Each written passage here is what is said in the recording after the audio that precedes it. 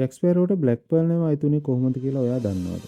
මේ වීඩියෝ එකෙන් අපි කතා කරන්න යන්නේ අපි කවුරුත් ආදරය කරන මුහුදු කොල්ලකාරයාගේ සැඟවුණු අතීතය ගැන.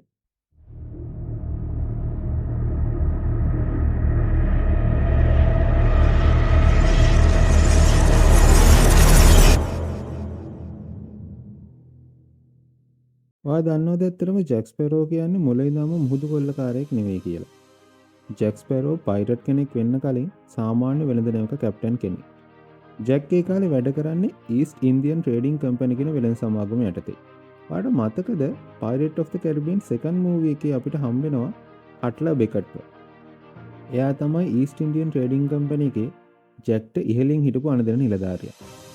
ස්පයිසස්, ටෙක්ස්ටයිල්ස් වගේ දේවල් ප්‍රවාහනය කරපු විකට් වෙන්ච් කියන සාමාන්‍ය වෙළඳ නැවේ කැප්ටන් විදියට තමයි ජැක් ස්පැරෝ මුලින්ම හම්බ වෙන්නේ. ජැක් ස්පැරෝ ඒ කාලේ ඉඳන්ම හිතුවක්කාර තනි තීරණ ගන්න කෙනෙක් වගේම අති දක්ෂ නැවිගේටර් කෙනෙක්. මේ නිසාම බෙකට් එයාගේ ෆ්ලීට් එකේ ප්‍රධානියා විදියට ජැක්ව නම් කරන්න තමයි හිතාගෙන ඉඳලා තියෙන්නේ. ඔය අතරේ දවසක් බෙකට් අනගරනවා ජැක්ට එයාගේ විකට් වෙන්ච් නැවෙන් ගිහිල්ලා වෙස්ට් ඇෆ්‍රිකාවල තියෙන කාගෝ එකක් ට්‍රාන්ස්පෝර්ට් කරන්න කියලා. මේක තමයි ජැක් ස්පැරෝගේ ජීවිතේ වෙනස් වෙන තැන. ජැක් මේ කාර් එක ගන්න ගිහිල්ලා බලද්දි එයාට දකින්න හම්බෙන්නේ වෙනද ගෙනියනවා වගේ කුළුබඩු ඇඳුම් නෙවෙයි. එයාට දකින්න හම්බෙන්නේ වහල්ලු විදිහට අල්ලලා හිර කරපු අහිංසක මිනිස්සු ගොඩක්. ජැක් ස්පැරෝ මේ වහල් වෙනදාමට තදින්ම විරුද්ධ වෙනවා. ඒ විතරක් නෙවෙයි. මෙයා මේ වැඩේ නවත්තන්න හිතාමතාම මෙයාගේ නැව වෙන පැත්තකට හරවලා මේ මිනිස්සුන්ට බේරලා පැනලා යන්න උදව් කරනවා. ජැක් කරපු මේ වැඩෙන් හොඳටම තරහ ගිය බෙකට් හමුදාව දම්මලා ජැක්ව අල්ලගන්නවා. අල්ලගෙන මෙයා කරපු ද්‍රෝහිකමටයි කම්පැනි එකට වුණ පාඩුවටයි දඬුවමක් විදිහට ජැක් ස්පැරෝගේ අතේ P අකුර මාක් කරලා මෙයාව පයිරේට් කෙනෙක් විදිහට බ්‍රෑන්ඩ් කරනවා. ඒ විතරක් නෙවෙයි ජැක්ගේ ආදරණීය විකට් වෙන්ච් නැව ගිනි තියලා මුහුදේ ගිල්ලනවා. තමන් ආදරය කරන මේ නැව මුහුදේ ගිලනවා ජැක් ස්පැරෝට බලන් ඉන්න බැරි වෙනවා. එයා එතනදී කවුරුත් හිතන්නේවත් නැති දෙයක් කරනවා. ඒ තමයි මේ නැව බේරලා දෙන්න කියලා මුහුදේ පොතුලේ ඉන්න සුපර්නැචරල් ටයිරන් කෙනෙක් වෙන ඩේවි ජෝන්ස් එක බ්ලඩ් බාගින් එකකට එනවා. ජැක් කිල්ලනවා එයාගෙන මුහුදෙන් ගොඩ අරගෙන 7 සීස් වල තියෙන වේගවත්ම නැව කරලා දෙන්න කියලා. ඩේවි ජෝන්ස් ඒ ඉල්ලීමකට එකඟ වෙනවා. හැබැයි නිකන් නෙවෙයි. මේකට ප්‍රයිස් එක විදිහට ජැක්ට ගෙවන්න වෙන්නේ එයාගේ ආත්මය.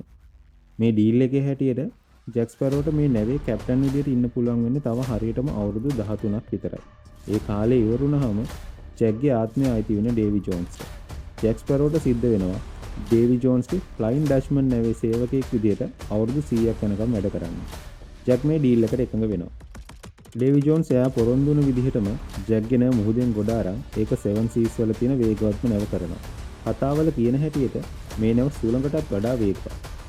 හැබැයි බෙකට් මේ නැව මුහුදේ ගිල්ලන්න කලින් නැවට ගිනි තිබ්බ නිසා මුහුදෙන් මතුවෙන විකට් වෙන්ච් නැවත් සම්පූර්ණයෙන්ම කළු පාට වෙලා තමයි තියෙන්නේ. මේ නිසා ජැක් ස්පැරෝ මේ නැවට කළු පාටින් රුවල් දාලා මේකේ නම වෙනස් කරනවා ද බ්ලැක් පර්ල් කියලා. ඔන්න ඔය විදිහට තමයි අපි කවුරුත් ආදරය කරන මුහුදු කොල්ලකාරයා කැප්ටන් ජැක් ස්පැරෝගේ එයාගේ ද බ්ලැක් පර්ල් නැවේ ඇඩ්වෙන්චර්ස් පටන් ගන්න. Pirates of the Caribbean film එක ගැන ඔයාලා දන්න දේවලුත් පහලින් කමෙන්ට් කරන් යන්න. මේ වගේ තවත් මිස්ටීරියස් ටොපික්ස් ගැන දැනගන්න දිගටම අපිත් එක්ක රැඳී ඉන්න. If you love uncovering universal mysteries, stay tuned with the Vault LK. See you soon.